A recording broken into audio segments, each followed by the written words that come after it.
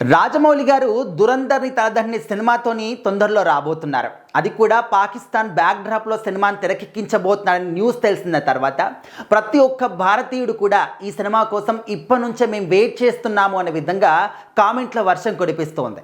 నిజంగానే రాజమౌళి గారు ఇలాంటి ఒక సినిమా తీస్తున్నారా అంటే ఖచ్చితంగా అవును అని మాత్రం మనం చెప్పలేము. బట్ తీస్తే బాగుంటుంది అని మాత్రం ఖచ్చితంగా ప్రతి ఒక్కరిని కూడా అనుకోవాలి. ఎందుకంటే ఇండియాకి పాకిస్తాన్కి ఉన్నటువంటి శత్రుత్వం అంటామా, దాన్ని ఏమంటారు కూడా మనకి ఇప్పటివరకు కూడా అర్థం కాని పరిస్థితి.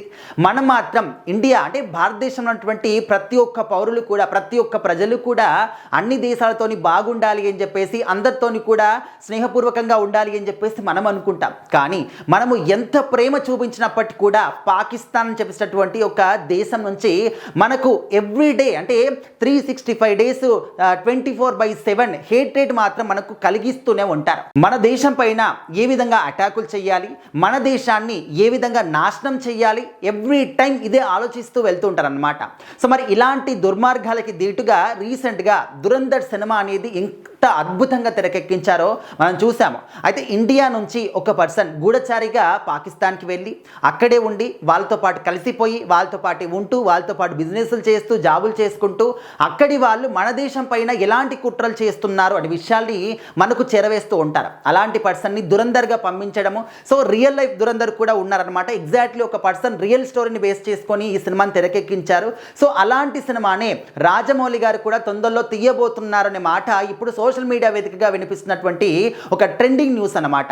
ఇంతకుముందు ఏమనుకున్నారు, వారణాసి సినిమా అయిపోయిన వెంటనే కోలీవుడ్ స్టార్ హీరో సూర్య గారితో ఒక మంచి సినిమా చేయబోతున్నారనే విధంగా వార్తలు వినిపించాయి. సో ఆ తర్వాత మరి అది నిజమా అబద్ధమా ఎవరు కూడా తెలియదు, కానీ ఇంకా దాని గురించి అందరూ కూడా మర్చిపోయారు. సో ఇప్పుడు తాజాగా వినిపిస్తున్నటువంటి సినిమా ఇదన్నమాట. దురంధర్ సినిమాని తలదన్నే సినిమాతోని రాజమౌళి గారు రాబోతున్నారు. సో ఆ సమయంలో ఇంకొక మాట కూడా చెప్పారనమాట. గతంలో రాజమౌళి గారు మా నాన్నకి అంటే దురంధర్ సినిమా వచ్చినప్పుడే ఇలాంటి సినిమాని చూసిన తర్వాత, దురంధర్ సినిమా చూసిన తర్వాత ఇలాంటి సినిమాని నేను కూడా తీయాలనుకుంటున్నాను, నాకు అదొక డ్రీమ్ అనమాట.